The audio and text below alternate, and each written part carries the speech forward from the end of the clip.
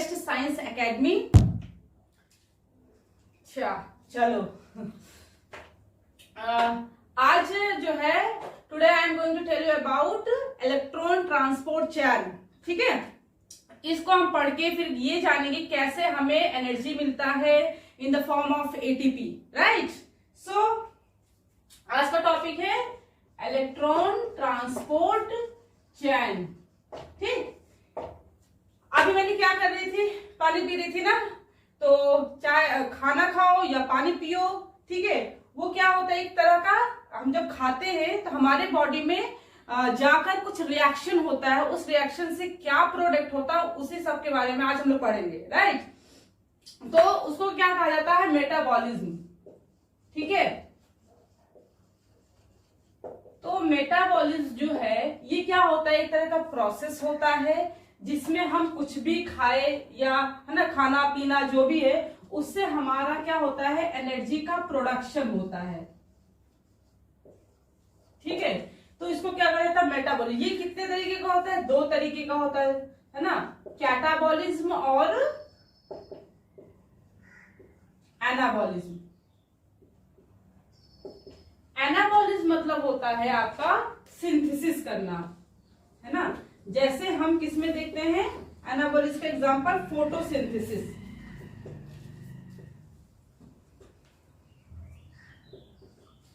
ठीक है, और कैटाबॉलिज्म मतलब होता है कि ब्रेक डाउन, कोई चीज का ब्रेक डाउन होकर फिर हमें एनर्जी मिलना। ठीक है, तो आज हम यही कैटाबॉलिज्म का प्रोसेस ही पढ़ेंगे। ठीक है, जिसमें क्या होता है, ब्रेक डाउन होता है।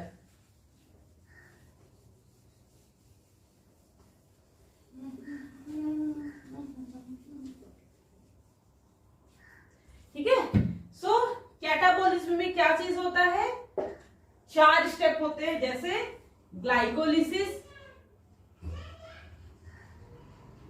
ग्लाइकोलिसिस में क्या होता है, आपका ग्लूकोज का ब्रेकडाउन होता है, ग्लूकोज 6 कार्बन का ब्रेकडाउन होता है, और किसमें होता है, पायरुवेट जो कि 3 कार्बन का है। 1 मोलिक्यूल्स ऑफ ग्लूकोज का ब्रेकडाउन होता है 2 मोलिक्यूल्स ऑफ पायरुवेट में। कितने कार्बन का होता है, 3 कार्बन का। ठीक है, ये आपका हम ग्लाइकोलिसिस में पढ़ते हैं। अब ये 2 मोलिक्यूल्स ऑफ जो पायरुवेट है, ये पायरुवेट क्या होगा, किसमें कन्वर्ट होगा, एसिटिल कोएंजाइम में। फिर एसिटिल कोएंजाइम से क्या होगा, फिर आपका टीसीए साइकिल चलेगा, टीसीए साइकिल, क्रेब्स साइकिल। ठीक है, इस टीसीए साइकिल का जो हमारा प्रोडक्ट होता है वो NADH2 FADH2 और भी होता है, जैसे आपका GTP है ना, कार्बन डाइऑक्साइड, सक्सीनेट, ये सब आपका टीसीए साइकिल के थ्रू हमें प्रोडक्ट मिलता है। लेकिन हमें क्या पढ़ना है आज, इलेक्ट्रॉन ट्रांसपोर्ट चैन।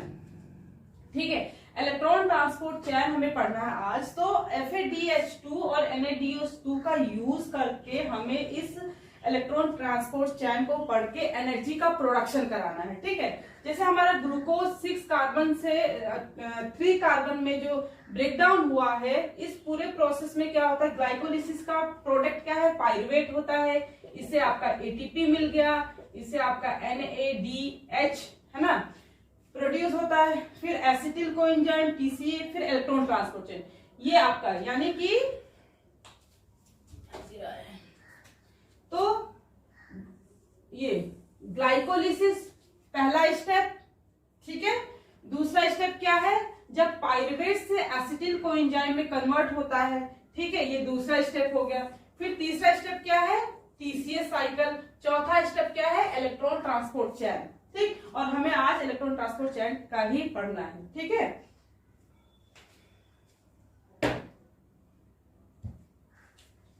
अच्छा ये चीज थोड़ा सा जान लो कि जो हमारा ग्लाइकोलिसिस हो गया, ठीक है, ये कहां पे होता है, साइटोप्लाज्म में होता है। ठीक है, पायरुवेट हमारा कहां बनता है, साइटोप्लाज्म बनता है। ठीक, एसिटिल कोएंजाइम और टीसीएस साइकिल और इलेक्ट्रॉन ट्रांसपोर्ट चेन, ये तीनों कहां पर है? माइटोकॉन्ड्रिया के मैट्रिक्स में। ठीक है, मतलब एसिटिल कोएंजाइम जो है एसिटिल कोएंजाइम का फॉर्मेशन माइटोकॉन्ड्रिया के मैट्रिक्स में होगा और टीसीएस साइकिल भी, लेकिन इलेक्ट्रॉन ट्रांसपोर्ट चेन जो है वो माइटोकॉन्ड्रिया के मैट्रिक्स में तो होगा, लेकिन उसके मैट्रिक्स में नहीं, सॉरी, उसके जो इनर मेम्ब्रेन पर होगा। ठीक है, इलेक्ट्रॉन ट्रांसपोर्ट चेन जो है वो इनर मेम्ब्रेन पर होगा।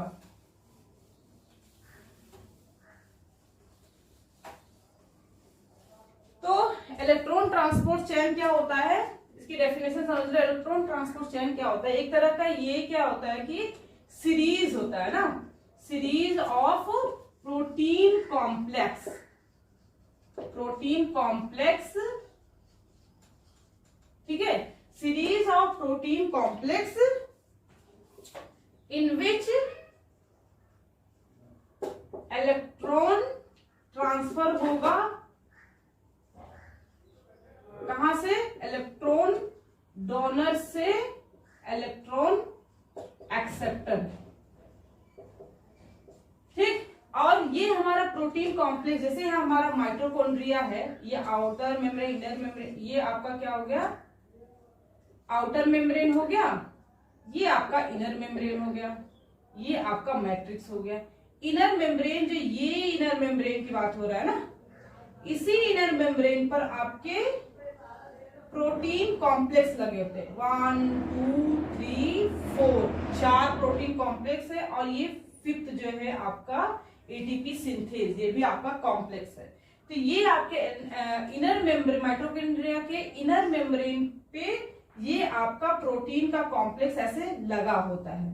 ठीक है, तो यही कह रहा है कि सीरीज ऑफ प्रोटीन कॉम्प्लेक्स जिसमें इलेक्ट्रॉन ट्रांसफर होता है, इलेक्ट्रॉन डोनर और इलेक्ट्रॉन एक्सेप्टर। ठीक है, इलेक्ट्रॉन डोनर कौन है? NADH2, ठीक है, FADH2। तो इलेक्ट्रॉन डोनर NADH2 और FADH2, ये आपका प्रोडक्ट टीसीएस साइकिल का। ठीक है, तो NADH2 और FADH2 से क्या होगा? इलेक्ट्रॉन और प्रोटॉन जो है वो रिमूव होगा, निकलेगा, और जो हमारा इलेक्ट्रॉन है वो एक्सेप्ट कौन करेगा? ऑक्सीजन। ऑक्सीजन जो है हमारा इलेक्ट्रॉन एक्सेप्ट करेगा, जिससे आपका H2O बना देगा। ठीक है, और हमारा जो प्रोटॉन है, इस इलेक्ट्रॉन की वजह से प्रोटॉन जो है पंप होगा, उससे हमारा एटीपी का सिंथेसिस होगा। ठीक,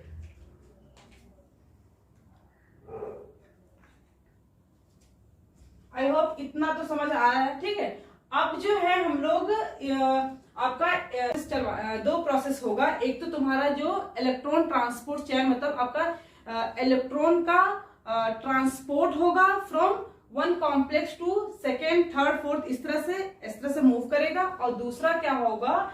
ऑक्सीडेटिव फॉस्फोरिलेशन होगा। मतलब ये हुआ कि आपका NADH2 या FADH2 का क्या होगा? ऑक्सीडाइज्ड होगा, और हमारा प्रोटॉन पंप होकर क्या होगा? एटीपी का सिंथेसिस होगा।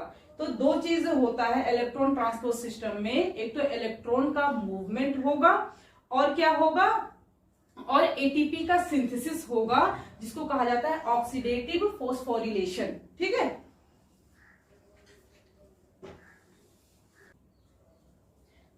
अब हम लोग ये जान लेते हैं कि हमारा इलेक्ट्रॉन जो है कैसे मूव करता है, और उस इलेक्ट्रॉन के मूवमेंट से कैसे प्रोटॉन जो है मैट्रिक्स से इंटरमेम्ब्रेन स्पेस में जा रहा है। ठीक है, इसके लिए ये स्ट्रक्चर आप ध्यान से देखो, और आपने पढ़ा भी होगा। ठीक है, लेकिन इसमें हम ये चीज ध्यान देंगे कि प्रोटॉन और इलेक्ट्रॉन कितना और कहां से कहां जा रहा है, इस पे बहुत ज्यादा ध्यान देंगे। ठीक है, जैसे यहां पर देखो, जैसे हमने बताया था कि ये माइटोकॉन्ड्रिया का डबल मेम्ब्रेन होता है ना, आउटर और इनर, और बीच में ये मैट्रिक्स होता है। तो ये आपका मैट्रिक्स हो गया, आउटर और इनर मेम्ब्रेन।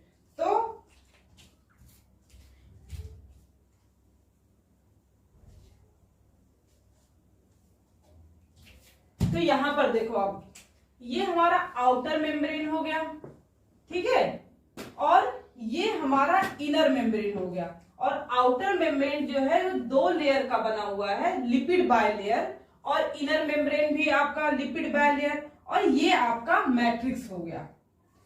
और आउटर मेम्ब्रेन और इनर मेम्ब्रेन के बीच वाला जो स्पेस होता है वो इंटर मेम्ब्रेन स्पेस होता है। ठीक, अब जो हमारा, अब यहां पे देखिए ध्यान से, मैट्रिक्स में देखो कि NaDH प्लस H प्लस और FADH2, ये जो है आपका प्रोडक्ट कहां से आया है, TCA साइकिल से आया है। जो मैंने आपको अभी बताया था कि TCA साइकिल से क्या क्या बनता है ना, glycolysis, Krebs cycle, electron transport chain, ये है। तो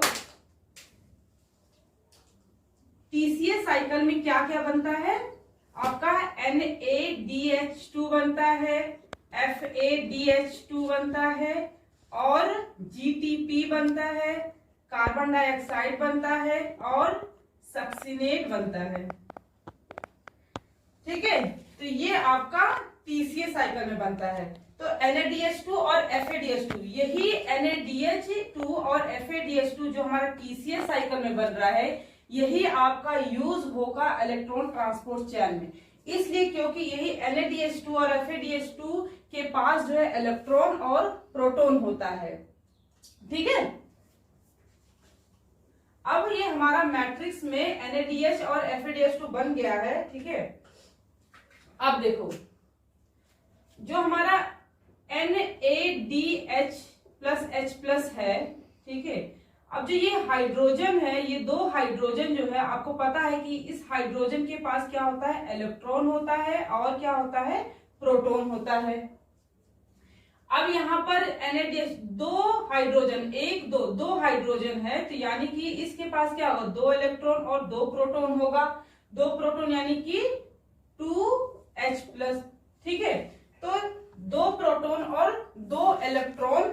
ठीक, अब यहाँ पर सबसे पहले हम लोग इलेक्ट्रॉन ट्रांसपोर्ट चेन की बात कर लेते हैं। ठीक है, कैसे हमारा इलेक्ट्रॉन जो है एक कॉम्प्लेक्स से दूसरे कॉम्प्लेक्स में कैसे मूव करता है।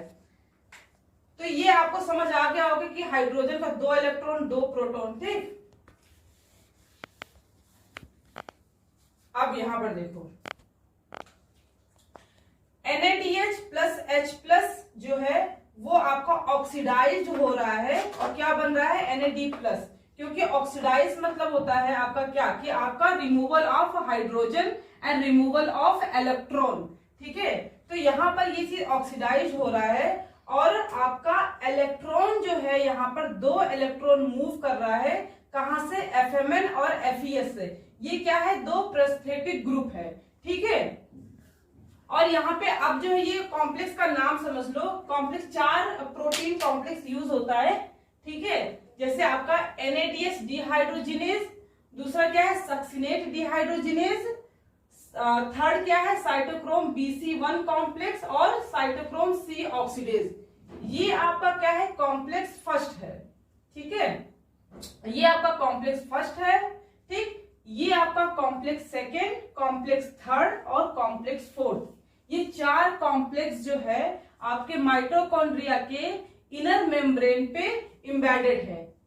ठीक, और जो ये आपका यूबिक्विनोल है और साइटोक्रोम C है, और यहाँ पर यूबिक्विनोल है, ये आपके क्या है, आपके मोबाइल कैरियर, ये मूव करते रहते हैं, मोबाइल कैरियर प्रोटीन है। ठीक है, मतलब ये है कि यूबिक्विनोल जो है कॉम्प्लेक्स फर्स्ट से इलेक्ट्रॉन लेकर कॉम्प्लेक्स थर्ड को पास जाकर दे देगा। ऐसे ही साइटोक्रोम C जो है वो कॉम्प्लेक्स थर्ड से इलेक्ट्रॉन लेकर कॉम्प्लेक्स फोर्थ को दे देगा।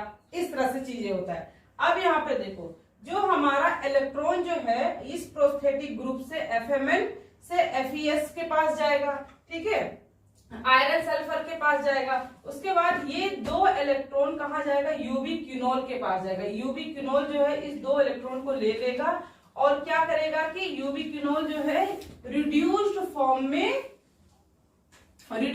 में हो जाएगा। ठीक है, QH2।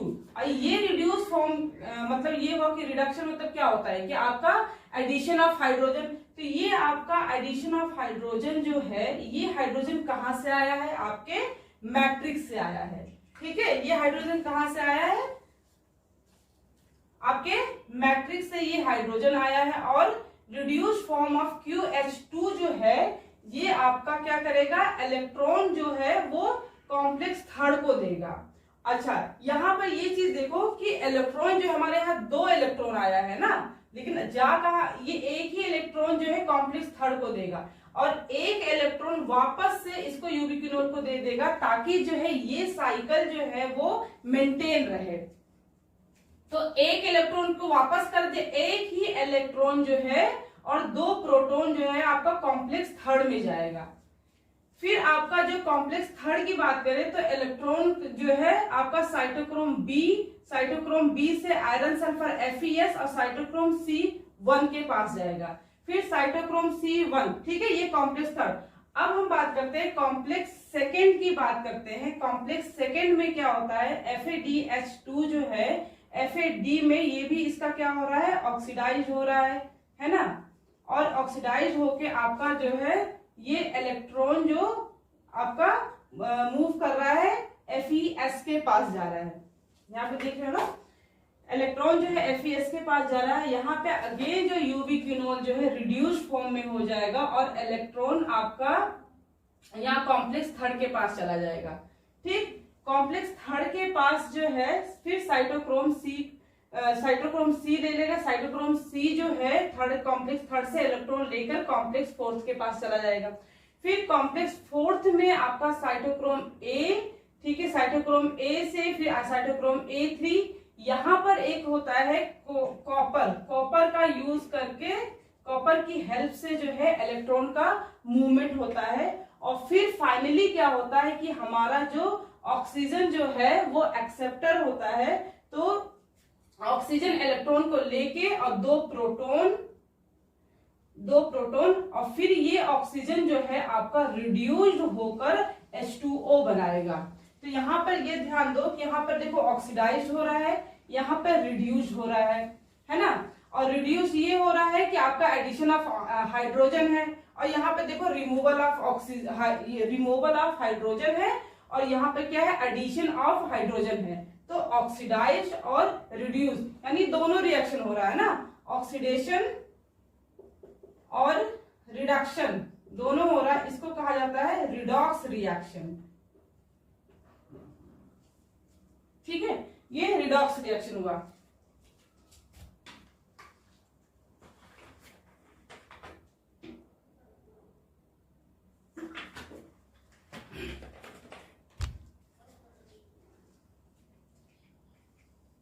तो अब जो है यहाँ पर इस इलेक्ट्रॉन के ट्रांसपोर्ट होने से क्या हुआ, हमारा H2O बना। लेकिन इलेक्ट्रॉन ट्रांसपोर्ट स्टाइल जो है वहां पर एक्चुअल में इसका क्या एम होता है, आपका ATP बनाना।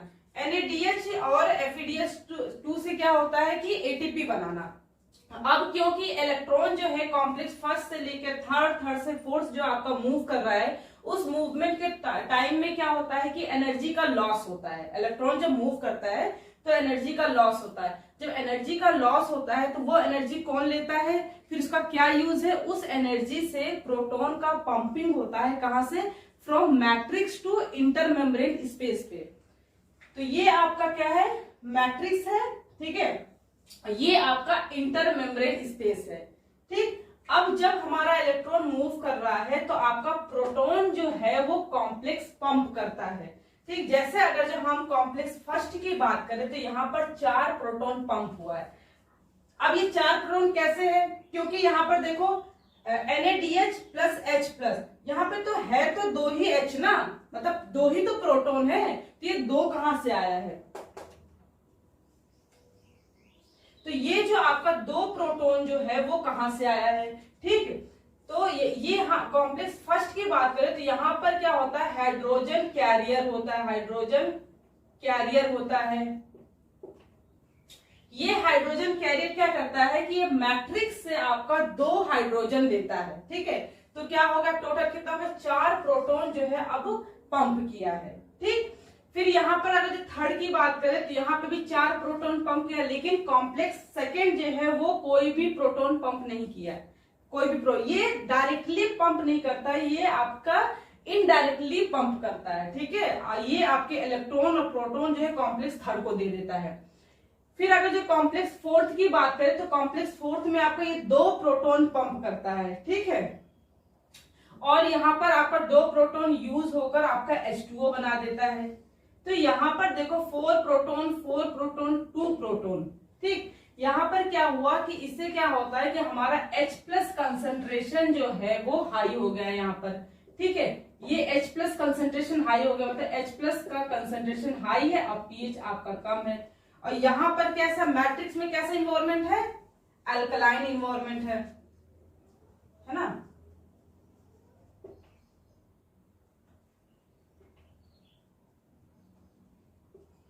ठीक है, अब जो हमारा H प्लस जो प्रोटॉन है वो यहाँ पर इंक्रीज हुआ है इंटर मेम्ब्रेन स्पेस पे। इससे क्या होता है कि आपका प्रोटॉन ग्रेडियंट क्रिएट होता है अक्रॉस द मेम्ब्रेन, ठीक है, जिसको क्या कहा जाता है, proton motive force. Proton motive force क्या होता है, electrochemical potential proton gradient created across the membrane. तो ये इसको क्या बोलते हैं, प्रोटॉन मोटिव फोर्स। ये प्रोटॉन मोटिव फोर्स की वजह से क्या होता है कि हमारा जो एटीपी सिंथेज जो है प्रेजेंट है F1। यहाँ पर देखो 2 डोमेन है, ये कॉम्प्लेक्स फिफ्थ है, ठीक है। जैसे कॉम्प्लेक्स फर्स्ट, सेकेंड, थर्ड, ये फोर्थ है। कॉम्प्लेक्स फर्स्ट को क्या बोलते हैं, एनएडीएस डिहाइड्रोजिनेट। सेकेंड जो है उसको क्या कहते हैं, सक्सिनेट डिहाइड्रोजिनेज। और थर्ड जो है ये कॉम्प्लेक्स थर्ड जो है साइटोक्रोम BC1 कॉम्प्लेक्स। और फोर्थ को जो है वो साइटोक्रोम C ऑक्सीडेज, ठीक है। ये फिफ्थ कॉम्प्लेक्स का 2 डोमेन है, F0 और F1। F1 पे आपका एटीपी सिंथेज प्रेजेंट होता है, ये एंजाइम। ये प्रोटॉन मोटिव फोर्स के वजह से क्या होता है, एटीपी सिंथेज आपका एक्टिव हो जाता है और ADP प्लस PI जो कि प्रेजेंट है आपके मैट्रिक्स में ऑलरेडी है वहां पर, उससे क्या बना देता है, ये ATP बना देता है ना। ये आपका ATP बना देता है। जो हमारा एक्चुअल क्या एम था कि हमको ATP चाहिए, तो इलेक्ट्रॉन ट्रांसपोर्ट चेन का क्या है, ये ATP बना था। अब यहां पर देखो ये 4 प्रोटॉन 2 प्रोटॉन, ये क्या है, 10 प्रोटॉन है। टोटल कितना है, 10 प्रोटॉन है, ठीक है। जो हमारा 10 प्रोटॉन है, ये 4 प्रोटॉन से कितना बनता है ATP, 1 ATP बनता है, ठीक है। 4 प्रोटॉन से आपका कितना बनता है, 1 ATP बनता है। तो 10 प्रोटॉन है तो कितना बनेगा, 2.5 ATP। 10 प्रोटॉन से आपका 2.5 ATP बनता है, 2.5 ATP। इतना आप लोग को समझ आ रहा होगा, आई होप, ठीक है। और जो हमारा सक्सिनेट डिहाइड्रोजिनेज है, इसका लोकेशन कहां पर है, आपके इनर मेम्ब्रेन के